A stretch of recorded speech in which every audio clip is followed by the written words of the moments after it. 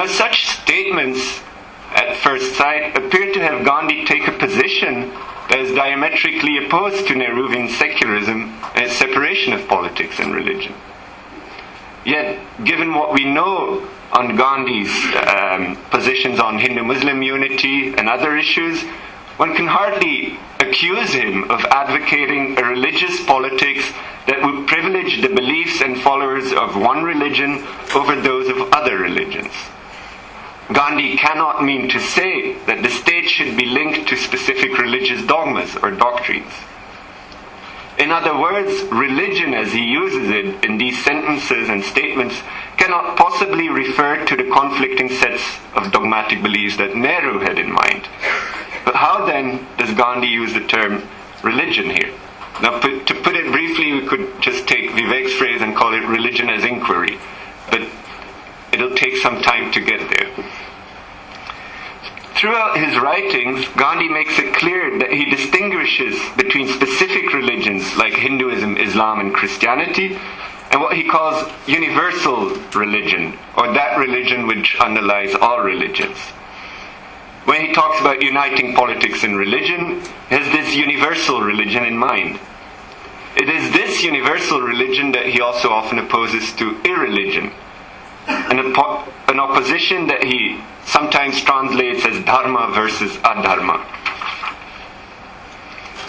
Now, he puts different emphases when he starts to explain this notion of universal religion.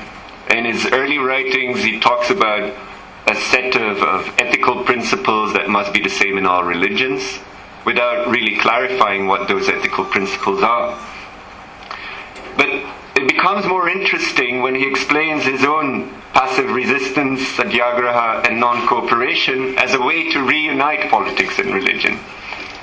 And there it's very clear that he means that attitudes of detachment towards one's desires, fearlessness, and reflection on experience must very much be part of politics. And these notions he sees as common to all religions. Now let me give another quotation which shows a kind of difficulty one faces to make sense of Gandhi's statements on politics and religion. See, this is a longer quotation, I'll just read it, where he explains what he means when he says that religion should be introduced into politics. I have been experimenting with myself and my friends by introducing religion into politics. Let me explain what I mean by religion. It is not the Hindu religion, which I certainly prize above all other religions, but the religion which transcends Hinduism, which changes one's very nature, which binds one indissolubly to the truth within, and which ever purifies.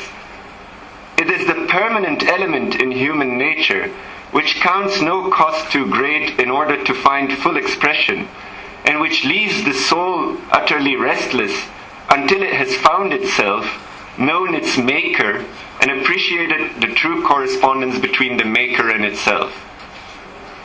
Now, here the difficulty in reading Gandhi becomes very clear. In the way he talks about the soul and its maker, it's as though he's talking about the Judeo-Christian God and his creation creature, the soul, the human soul.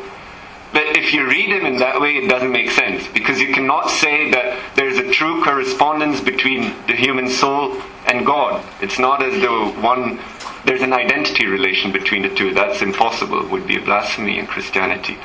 And yet he talks in that way. So how then do you make sense of these statements?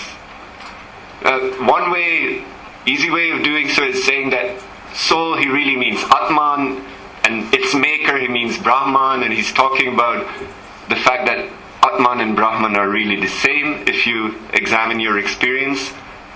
But I don't feel qualified to analyze Gandhi in this way, so I'll just stick to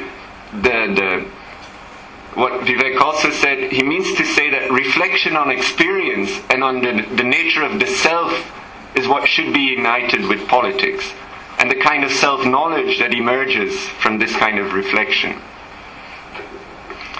Now, what is very clear then is that Gandhi does not refer to the same object as Nehru when he talks about religion, in cases where he pleads for the joining of politics and religion. Okay. basically, he refers to attitudes of non-attachment, fearlessness, and selflessness. And in this sense, it should be united. Religion should be united with politics.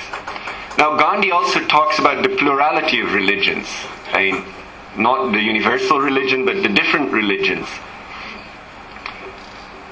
The views most commonly attributed to him there are that all religions are equal, there's equality of religions, one should have equal respect for all religions are true. Now when you read him, it becomes clear that that formulation is also problematic. I have an analysis here of what goes wrong if you talk about equal respect and equality of equal truth of all religions. I won't go into that, maybe we can pick it up during the discussion.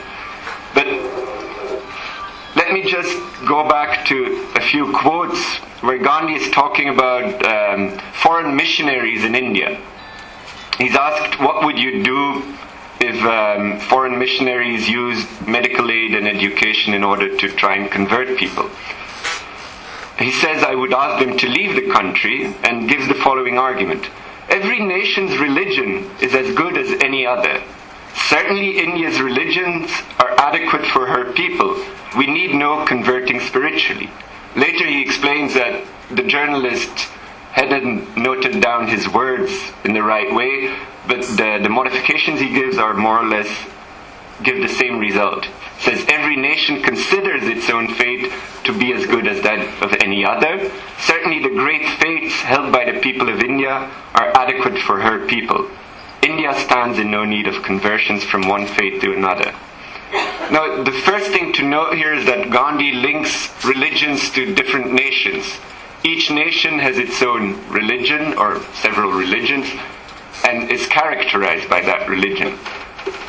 And this is where Gandhi is also very close to a Roman pagan like Quintus Aurelius Symmachus, who talked about religion in the same way. A religion is something that belongs to a nation, not something that is universal for humanity. Now, the second thing to note is that Gandhi suggests that the religions of a people are adequate to meet the needs of that people, whatever these needs may be. And there we can see why equality of religions does not work to make sense of Gandhi's position.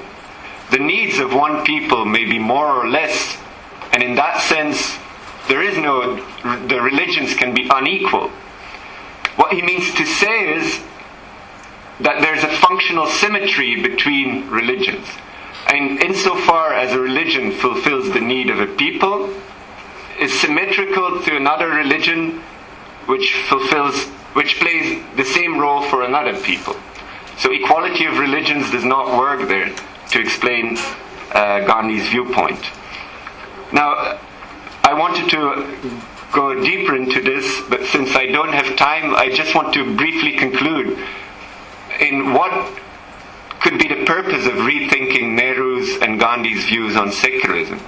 Basically, Nehru's, I think, we have to analyze and criticize because they still prevail among the secularists today. And when you read Nehru, it's very clear that they do not result from an analysis of India's problems. He simply picks up Western liberal principles of secularism and sees India's problems as the negation of that secularism. In the case of Gandhi, it's difficult to find any coherent political theory in what he says about religion. I mean, there's no alternative theory of secularism in Gandhi's writings. But what we can do, as Vivek also said, is mine Gandhi's writings. Not in the sense that we might use his writings to construct a new political theory of pluralism, but in the sense that many of his writings reflect attitudes that are typical to India and the Indian approach to different traditions. And there, if we do that, I can give examples later on of these kinds of attitudes, we might develop a theory of pluralism on the basis of those attitudes and heuristics. I'll end there.